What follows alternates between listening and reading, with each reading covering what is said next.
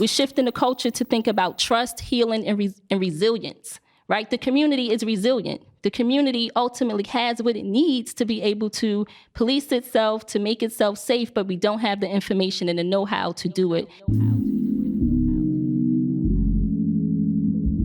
This is for the culture. Hey, this is Mayor Raz J. Baraka. Just want to thank everybody for tuning in. Welcome to another episode of Raz in 60. On this episode, we will be expanding on the topic of a safer Newark, which was on our previous Facebook Live conversation. And we want to discuss this further, so we're going to have an opportunity to talk about that more in depth here.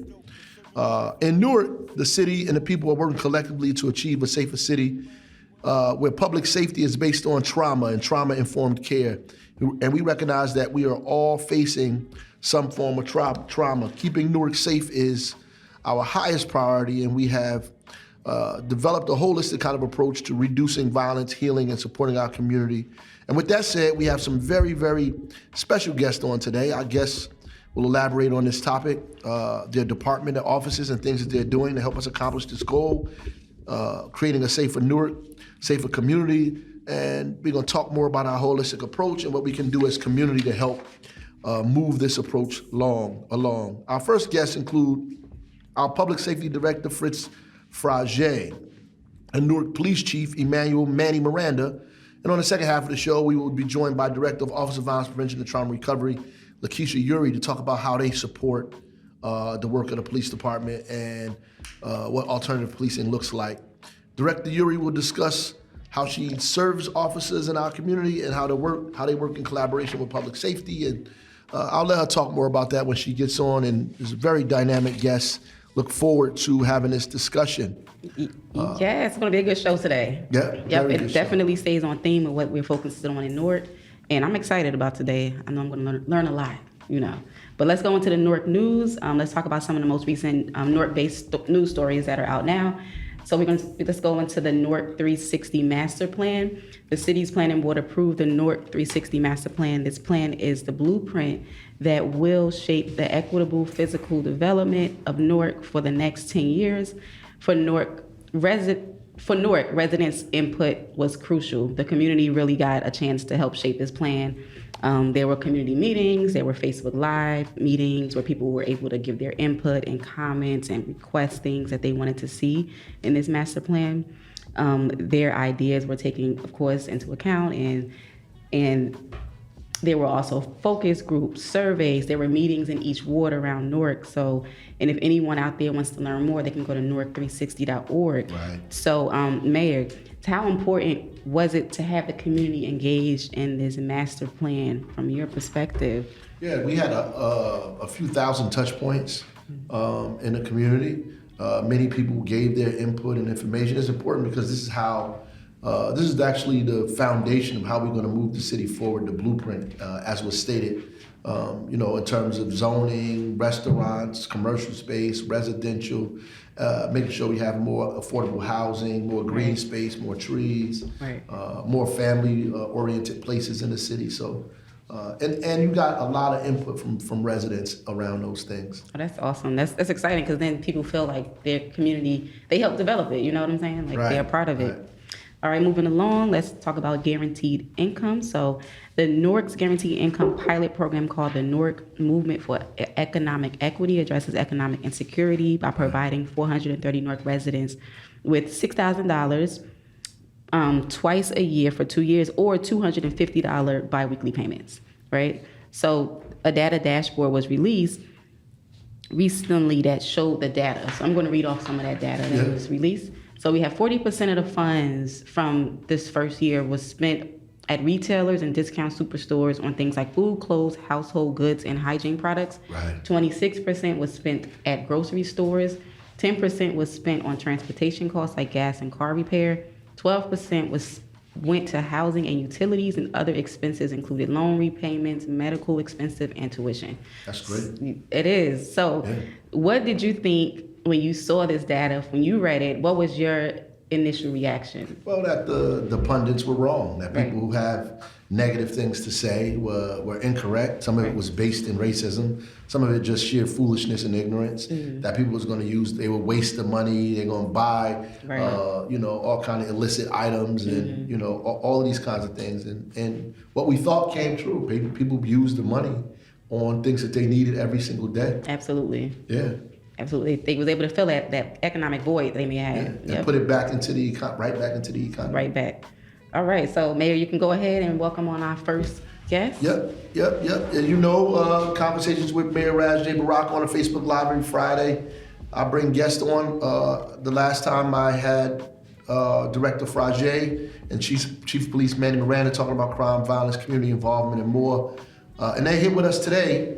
So let's welcome them for the first time on Raz and 60 podcast, Director Frage and Chief of Police Manny Miranda. I want to welcome the Director Frage, Chief of Police Manny Miranda on with us today. First, welcome to Raz in 60, our podcast that we do in Newark. I don't know if you knew we had a podcast. Hopefully you did. Yeah, you downloaded it, right? I mean, you trying to make this thing happen. Yeah. So we want to jump right in. So in this conversation, Desiree and I, just want to first ask about some of the statistics currently in Newark, that you think are important for us to know and talk about that will help us understand what's going on in the city around crime and violence. Okay, I'm Director Fritz Frage, Public Safety in Newark. Basically, the city is in a decline of approximately 4% decrease in violent crime in the city itself. 2% down in decrease in murders, 13% in aggravated assault. The only increase we have in violent crime is robberies. And in robberies, we have a total of an 8% increase. And Chief Miranda and I have focused a plan, which is intelligence-led, technology-driven, to help combat those numbers in the city. And Miranda will go briefly over those stats shortly. Chief? Yeah, so far this year, the run numbers are 370. We have 370 robberies this year compared to last year, 326 robberies. The two precincts that are leading the robberies right now this year is the 3rd precinct, which is our East Ward, and our 4th precinct, which encompasses the West Ward. And those are the two main precincts that are actually have an uptick in the robbery section this year. Okay. So what does that mean for? I guess maybe you want to go ahead and ask. What is the police response to that? So far this year, we added an additional 4 detectives to our robbery division with another supervisor. We took away some of the responsibilities of them responding to shootings investigation during non-operation hours on the shooting response team, so they could focus more on the robberies. They could do an analysis of where the robberies are occurring. They could go after these. They have more time now to canvass for video, canvass for the suspects, to bring them to justice.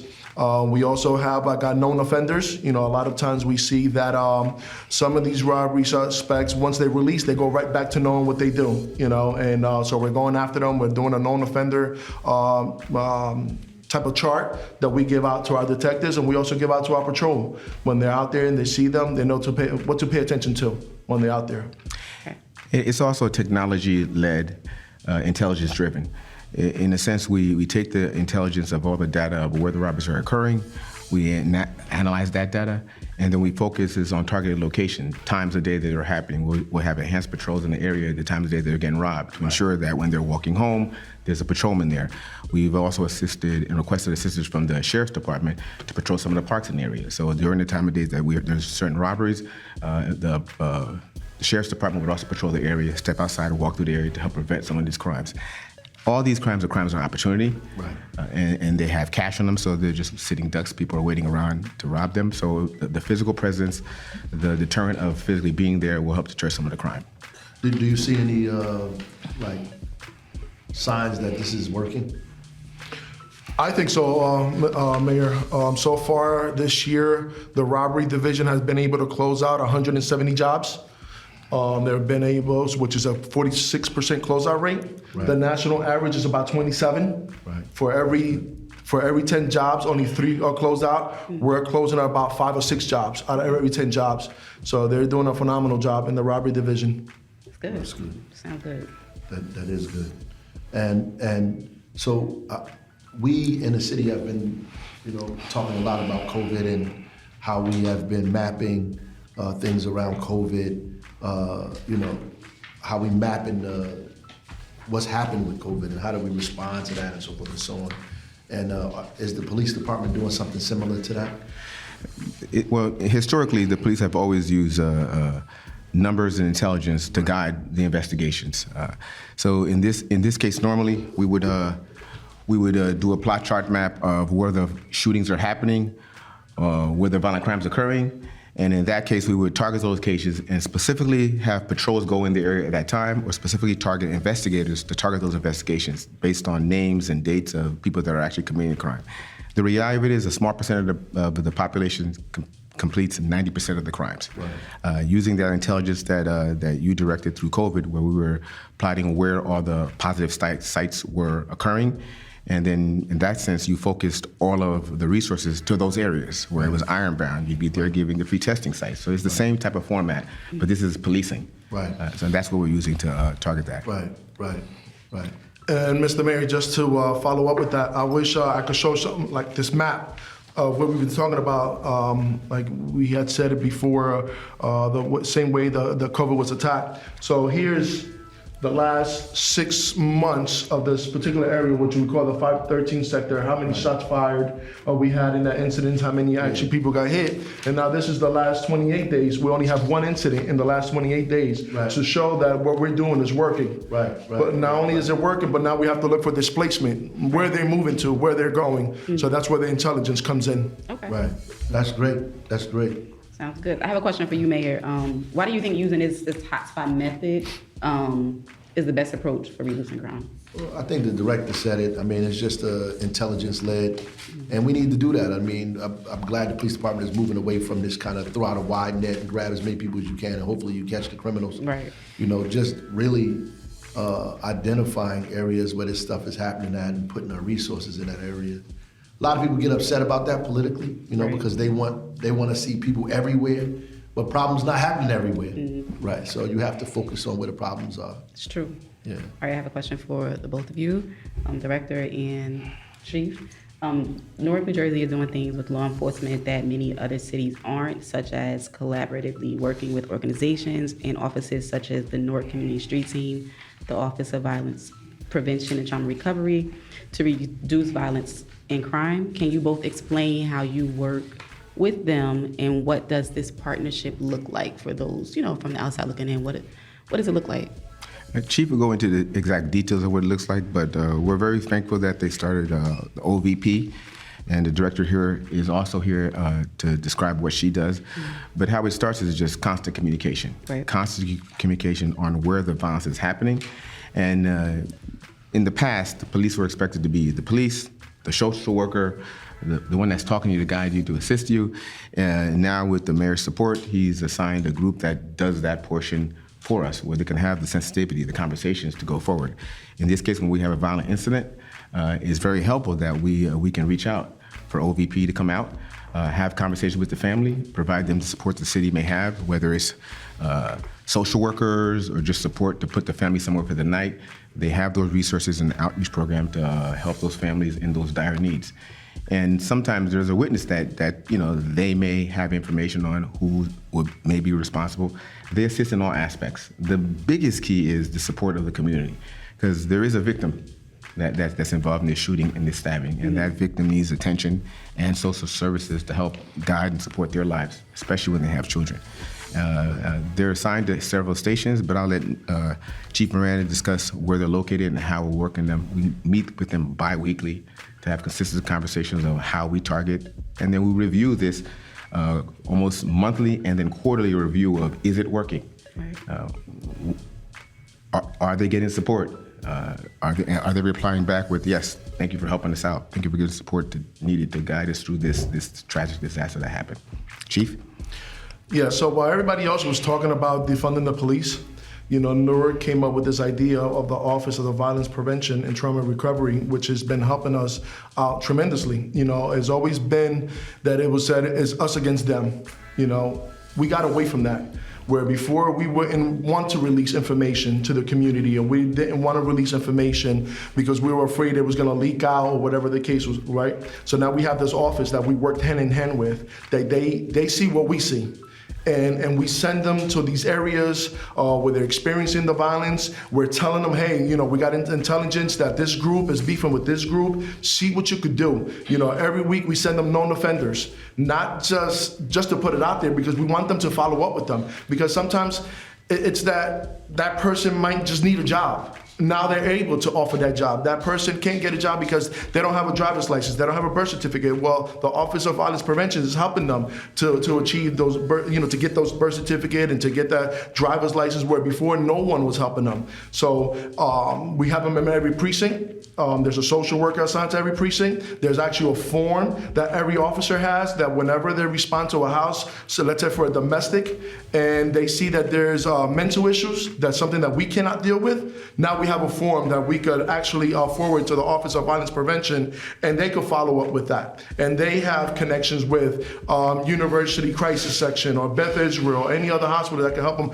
with domestic violence, that helps them with relocating, that helps them with dealing with mental health issues, where before the police was seen as to take care of everything when we weren't trained to take care of those things, and there's actual training back and forth between us too. The Office of Violence Prevention come to us and they train us. This is what they have to offer. This is what we do when we get to the scene, and vice versa. Now the officers know exactly what to expect when Office of Violence Prevention get there, where before you can't be on my scene, get back, this is a police issue. Now we're working, now we're communicating, now we're helping each other out. And that's a big plus for the city. It's a huge plus. Yeah. Yes.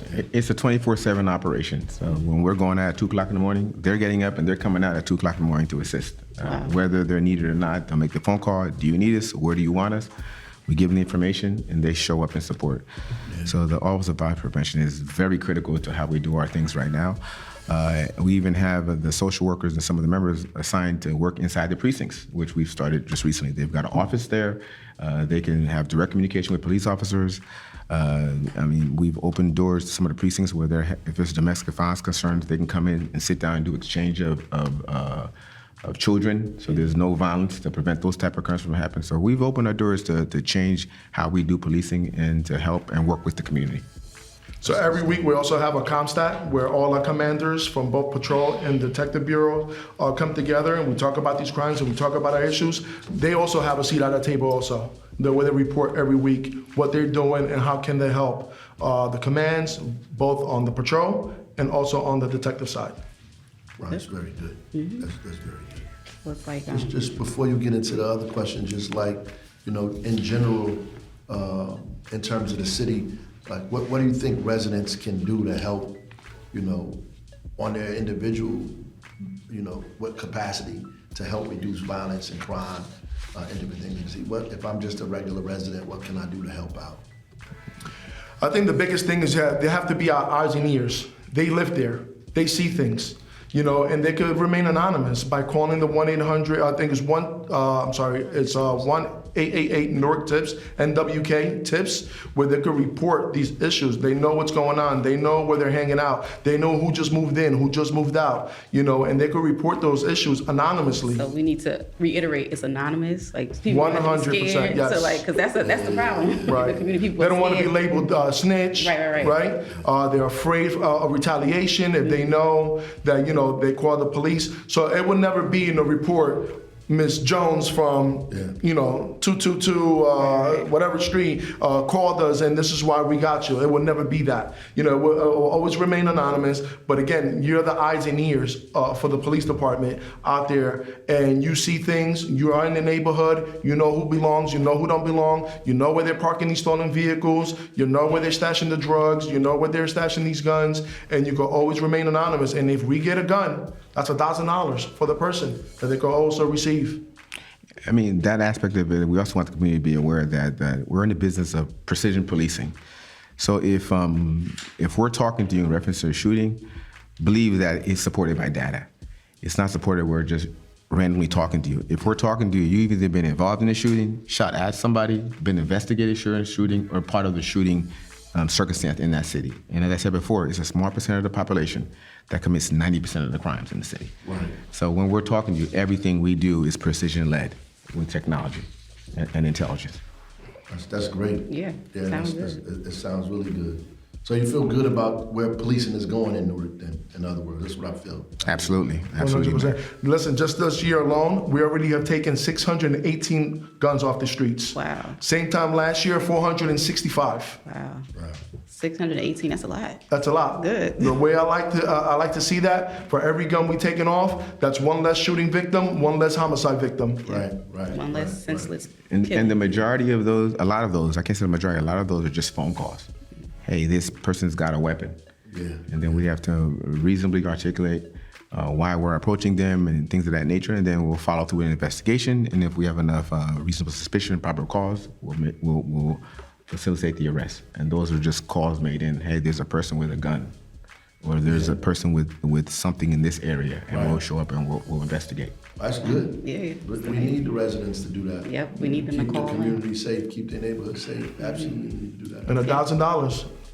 For every you gun go. you get, absolutely, that's right. Pay a bill with it too. That's right. Free bills. Yeah.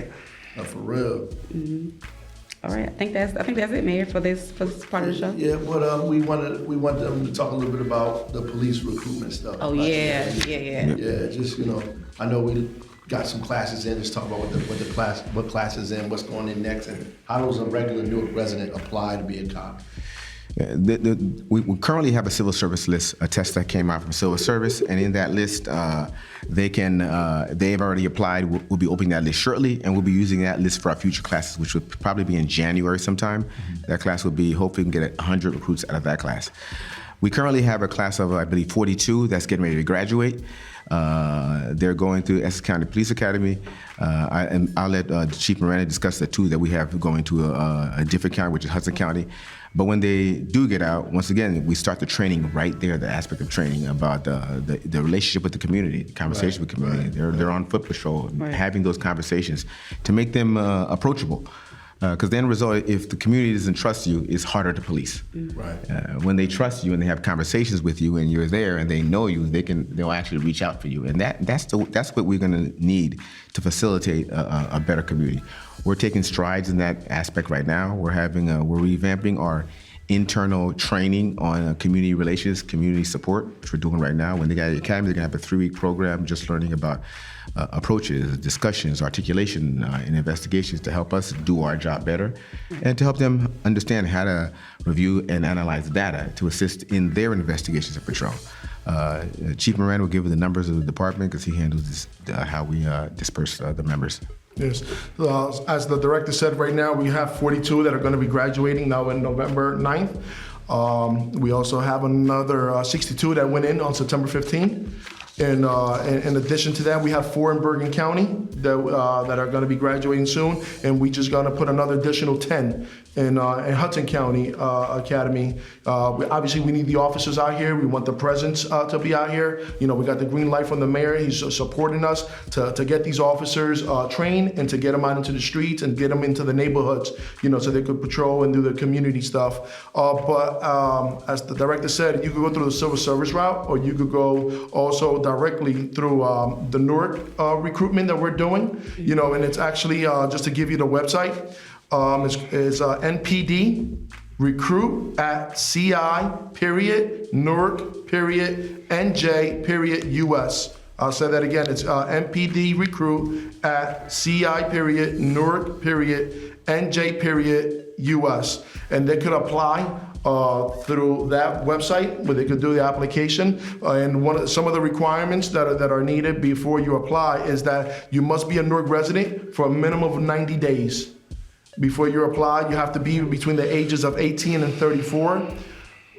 You must have a valid driver's license, a high school diploma or GED, and just fill out the application on there and somebody will follow up with you from our candidate investigation. Okay. And the city has, the business administrator has set aside $100,000 for Newark residents that have hardship to help them pay the costs to get through the academy as well. So that's good stuff. Yeah, that could be because the academy, the cost could be expensive, right? With the uniform. Yes, between the uniforms, the equipment, the psych test, the medical, it could be expensive. Right. So that's something great that the BA, Business Administrator, Eric Pennington, has been able to allocate those funds to help the Newark residents to go through the process. Definitely. Good. Yeah. Any last things you want to say before we put y'all off our show, man? Well, just thank you for the opportunity to come here and actually discuss and express what we're doing for Newark. It's a joint program where it's a collaborative effort. Like I said, this whole process of how we police is collaborative amongst all the command staff in public safety. We just thank you for the opportunity and thank you for the resources to actually do the job. I mean, allowing us to have 42 coming out now. We've got 10 in Hudson County. We've got another 60 going in, hopefully, and then in January, once the civil service opens up that list, another 100 recruits going in, which helps. But the other aspect of it, we have about 250 retirements that could possibly happen too. So the amount we're getting will just be replacing what we're losing, and then we have to start back in the grind again to hire more personnel to replace the members that are losing. Because at one point we had a big gap where it was a 7-year period we didn't hire, so that group is getting ready to leave. So there's a gap of well, if we don't put classes through, which the mayor has been instrumental in supporting us and funding us to get these classes through. I want to ask one more thing. Is it challenging to make it attractive to people to apply? Well, the challenge for policing is universal. It's not just Newark. When I was the Lieutenant Colonel of State Police, our numbers, when I went through the academy, we had a line of about 15, 20,000 waiting to take the test. Now we have a line of about 10,000. So just the perception of policing nowadays, the negative publicity, the defunding police campaigns has given people in general, in all people, not just minority groups, whites, it doesn't matter what group they are, the numbers are down for everybody as far as who's applying to be law enforcement. With this intelligence-led community policing standard that we have right now, we're hoping that approach, that they understand that we're there to support and serve them. As I said before, the majority of violent crime is conducted by a small minority population, so those are the people we target. And hopefully with our efforts to communicate with the community in Newark itself, I think almost all police standards are doing the same standard, the communication, community support, community policing, and also with the OVP assisting us, we're hoping to bridge that gap and hopefully change the ideas that people have in their head or the negative perception they have in their head reference policing. Right. Okay. That's great. Sounds good. All right, y'all. Thank you for being on. Yeah, we're going to bring Keisha on there. Get a few photos before y'all go, like we usually do.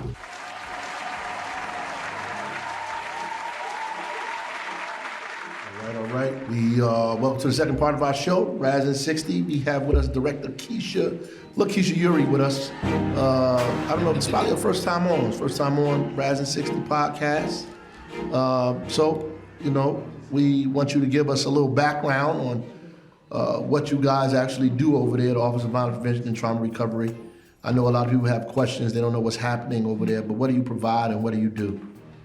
Hello, everyone. Thank you for having me. My name is Keisha Yuri, Director for the Office of Violence Prevention and Trauma Recovery. The Office of Violence Prevention has been in existence approximately 2 years, but boots on the ground's probably a year. And so as we have been building this plane and flying it at the same time and also adjusting as we go, we have been able to hire social workers who are our route to be able to help us address violence as a public health issue. And so we know violence is a national issue everywhere. And so as we are working in the city of Newark to address the root causes, we have services in the office. We are located at 10 17th Avenue, which is a former first precinct of the police department.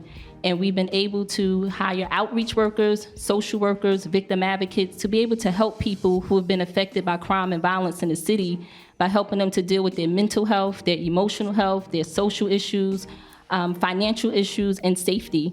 And so at the office is a walk-in center where people can walk in to get assistance and services. We have been able to help relocate people if they don't feel safe. We are assisting people with getting jobs, IDs, their vital statistics, employment, getting to schools, direct them to housing. We know that housing is a crisis and that many people need safe places to live. We are working with them in terms of connecting them to additional resources in terms of trauma recovery services. And we also have partners that we're working with to be able to help people to get any assistance that they need. So we're doing wraparound, right? We are helping people to get their lives back on track after they've experienced trauma, after something has happened. What is it that they need to get their lives back on track? And we ultimately fill in the gaps and pull together the pieces for them and offer support during that time. What about some of the prevention and intervention stuff that happens that you do? So the office, we ultimately have broken it down into prevention, intervention, and treatment. And so we want to ultimately stop things before it starts. So if we can get in front of it, so we can mediate some of these issues that's happening in the neighborhood, if we can get there to break up the fights at the school, if we are there for the safe passage and we know something's going to happen ahead of time, then we can get in front of it. If we know that families are at risk, then we can go and knock on the doors to get them the services ahead of time. And so the prevention services that we are doing, outreach, right? So if people have information, then information is power. And if they have information, then they can navigate to get the things that they need. And so we're getting the information to people. We're knocking on doors. We're out in the community. We're at the schools. We're at the hospital. We're at the anything that's happening in the neighborhoods. And if we know something is happening, then we are doing mediation and mediations for those incidents. We are helping them to get their financial needs so that they're not robbing people, shooting people, carjacking people. And when we know that those things are happening, then we are ultimately going to them directly and talking to them to ask them, why are you stealing cars? Why are you shooting people? Why are you robbing people? What is it that you need? And so getting to the root cause before it happens, and then after it happens, we're intervening and having another conversation with them to get them to the next level so that it doesn't become a repeat. Right. Sorry. That's all right. I'm gonna cut you off from time to time. Go ahead. When we just had the public safety director and the chief on, and they talked about the Office of Violence Prevention as well. And on your Facebook page, you're trying to merge public safety and public wellness. What does that mean, and what does a partnership between you guys and the police look like? So that's the strategy. The strategy is for us to marry public safety and public health together, because you can't have one without the other. In order for people to feel safe, many people want to see law enforcement and want to see police, but we are letting them see that we are at the center of public safety. So Office of Violence Prevention is a community-based public safety approach, where we're putting those two things together. And so what we're doing is we're supporting communities to have an active role in creating public safety so that they have input. They get to have a voice in how those things go. Historically, law enforcement has been a paramilitary organization that just functions business as usual. But we get to have a say-so in what that looks like in our community. And so we are ultimately helping and supporting the community to have an active role. We're mobilizing the community and law enforcement to focus on the hot spots. So we know that the hot spots are the areas where things are constantly happening, and so we are putting resources into those areas, and we're working collectively together to be able to do that. We're shifting the culture to think about trust, healing, and resilience, right? The community is resilient. The community ultimately has what it needs to be able to police itself, to make itself safe, but we don't have the information and the know-how to do it. And we're trying to empower the community to let them know that you are at the center of resilience, hope, trust, healing, and we're trying to restore trust back into the community, because for so many years there hasn't been trust with law enforcement. And so we're really looking to be able to rebuild the trust.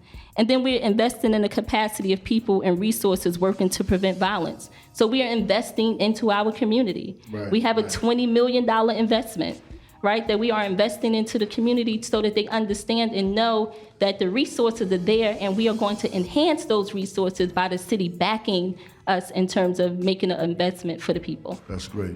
Des, you want to jump in? Yeah, I want to ask both of you a question. I know, Mayor, the Office of Violence Prevention and Trauma Recovery was one of your visions for your administration, the creation of this office. Can you explain to those listening and watching why you felt that the development of this office was important? And Lakeisha, you could also jump in as well. Well, I think the director really stated it, honestly. But, at the end of the day, we're just treating violence as public health. Mm-hmm. And it helps us. It actually has an impact on policing, too. The work that they do helps police see it in a different way as well. You can see that based on the way the director and the chief talked about it. I would even say it kind of like humanizes the department, you know, because people look at them like you said, paramilitary. That's right. You're afraid, kind of, you know. So And with it- that, Yep. 9-10 years ago, we wouldn't be able to do this kind of thing. right? So the police would be very resistant to it. So, but you can see how they're changing because we're treating it as public health, like Right. the same way we're dealing with COVID, and you see they making the relationship between how they even police Right. and how we responded to COVID. So those conversations, I remember we was on the street in rallies talking about why this should happen. Right. But listening to the police talk about it that way gives you some happiness that we moving in that direction. Definitely, we're not all the way there yet, but you know, It's gonna take just time. them talking about it using COVID and policing in the same language, same sentence is very good. And the biggest thing is having access. And so, like the mayor said, when we were in the streets and we were yelling about violence as a public health issue, but ultimately our first demand was we had McCarthy must go, and we wanted to have input as to who's our police director. We want to have input as to how we have access to Right. that. And so that was one of the demands almost, 10 years ago. And so to be able to have access to call the police director on the phone and know somebody's going to answer the phone, to know that I can call the police chief and Right. say I need some help and assistance, to be able to call someone and they answer, that alone, to have access, is the biggest thing that we were fighting for. And now to be able to have conversations, to sit at the same tables, to share budgets, to be able to ask them, can you move some stuff out the way so that I can be able to do the work I need to do with the community in a real way, right? And so to be able to go on a scene, hi, my name is Keisha Yuri, Office of Violence Prevention. Is there anyone here who needs assistance and help? Can I speak to who's in charge with law enforcement? Right. And that person comes and have a conversation and say, she's all right, let her through. That would never happen before. And then I say, my team is over there. Can you tell me what they need to do and how they need to do it so that they can have access as well? Right. Never before we would be able to do that, and now we can do that. Can you please turn on your body cameras so I can show you this mediation that I'm about to do with a person who has mental health issues? I got it. We don't have to lock them up. We don't have to send them to the hospital. Right. We got it. Right, right. It's amazing. I mean, that's huge. A huge leap in like the way policing is done. A huge step. Hugely. Yeah. Yeah, yeah. And if you look at it and compare it to what's happening around the country and other cities, it's an even bigger leap than you can imagine. Right. Yeah. Absolutely. All right. So I think I had some questions here, but I think a lot of it you've answered for the most part. You kind of talked about the mental health part, but I know that there's a community walk happening tomorrow, and it's going to involve public safety, the Office of Violence Prevention, law enforcement partners, the New Jersey Attorney General, Essex County Prosecutor's Office, council members. I mean, everyone's going to be here at this walk tomorrow. Yeah. So can you touch more on the purpose and the intent behind this walk? The both of you talk about it, either one.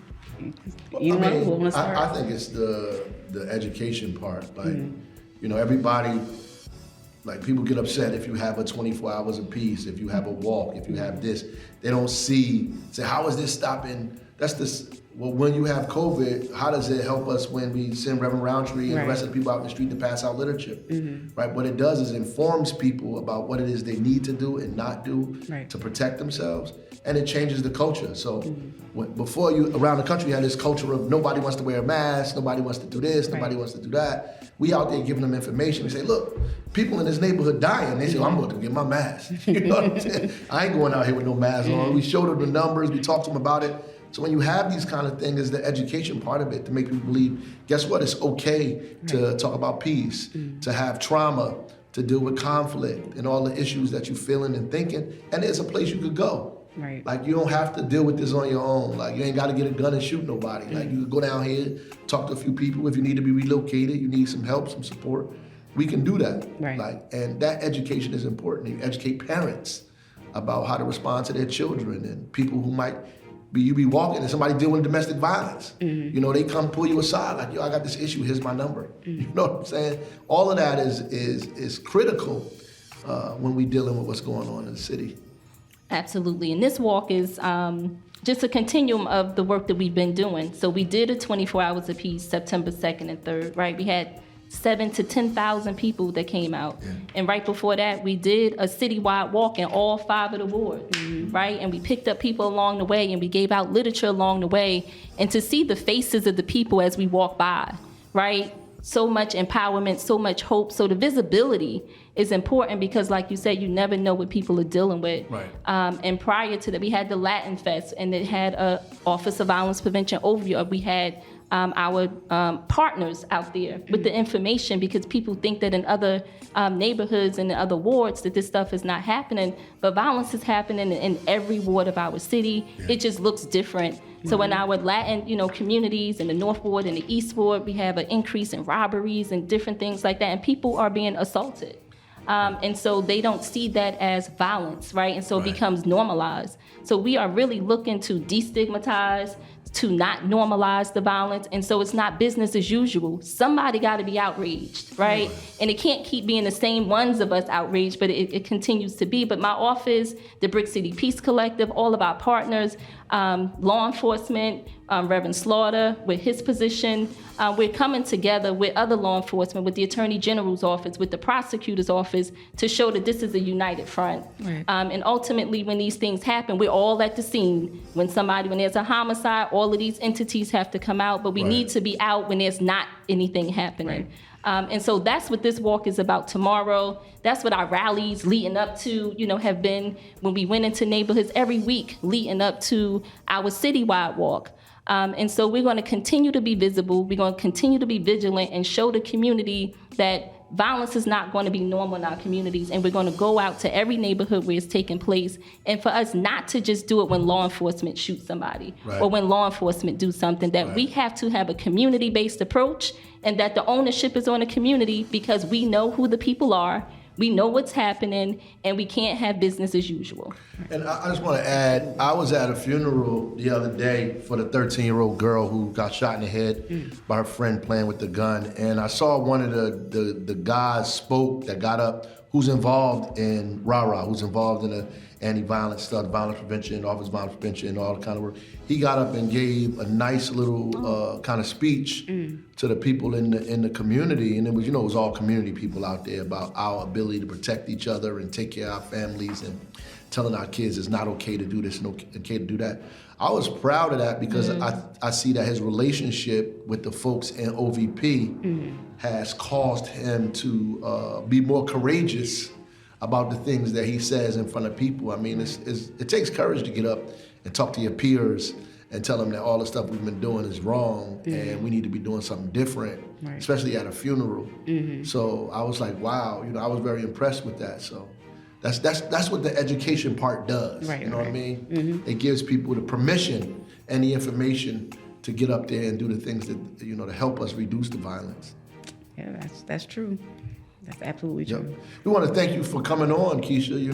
We knew you was going to talk a long time, but so we, because you got a lot to talk about. So a lot. The office does a lot. Yeah, it's a lot of work, and people don't know that. Like I know you had to present to the council because people have questions about what is this Office of Violence Prevention? Y'all taking this money? I just want to give you a last opportunity to say something. Especially around the fact that around the country people are defunding and doing this and doing that, and we're trying to do something in Newark. That I think is something that can be duplicated. So the work that we're doing certainly is groundbreaking, and I know that our work comes from laying the groundwork of grassroots and activism. And ultimately, when you understand and you're a part of community, then it's easier for you to implement some of the strategies. What I want to say is that this is a joint effort between Office of Violence Prevention and Brick City Peace Collective. So the Brick City Peace Collective is the coordination wing to this work, right? Their accountability, partnership, collaboration, and without this Brick City Peace Collective and without that other wing to the Office of Violence Prevention, because the Office of Violence Prevention is a clearinghouse for community-based organizations to be able to get support, training, technical assistance, and funding. But the Brick City Peace Collective helps the organizations to stay together. So they do have a meeting on a monthly basis. These organizations have to report out the work that they're doing. And then ultimately, we are now holding them accountable because they're getting funding. And so we know that funding has been a source of conversation where everyone wants to know, where's the money, what you're doing with the money, what you're doing with the money. And so we are ultimately granting the funding to people who have been doing this work for a long time without any funding, but teaching them how to be accountable for the funding, but to help people in a real way that is visible, that we can see the real outcomes. Right. And so Brick City Peace Collective, Office of Violence Prevention, the way that we're working together with law enforcement ultimately is the real duplication, right? It's the model in a real way so that you can see that those relationships matter. We just had a retreat last week with all of the organizations together, and the retreat brought everyone together to get training, to show that we're going to do this work together, but to show how we do it collectively, with you being a separate entity, but that it can happen. Yep. And so we're really bringing people together. We're really showing how we work together and that relationships matter. And so the way that we're doing this work, the city of Newark is a model for several cities, and they are looking at us. And so I want to say thank you to the mayor for having the vision to be able to bring this together in a way that shows that the city of Newark is beyond the myths, right? Mm-hmm. The negativity that people think that we've always had greatness, and we are a city of pride, and that we are going to decrease crime and violence in our city. We have done it. Right. We've already done it. We'll continue to do it, and we're not giving any money back. Thank you. Glad to have you on with us. We got to take a few flicks. Appreciate it. All right. Just want to thank everybody for listening to and watching another great show. Thank Director Fritz Frage, Chief Police of Police Manny Miranda, Director Lakeisha Uri for coming on Rising 60. Thank you all for listening. And if you please share this episode and all of the episodes of Rising 60 with your social circle, you can download it and send it out to as many people as you can. We appreciate you for listening and going forward. And I want to say Newark forward minus violence equals our future. God bless and Godspeed.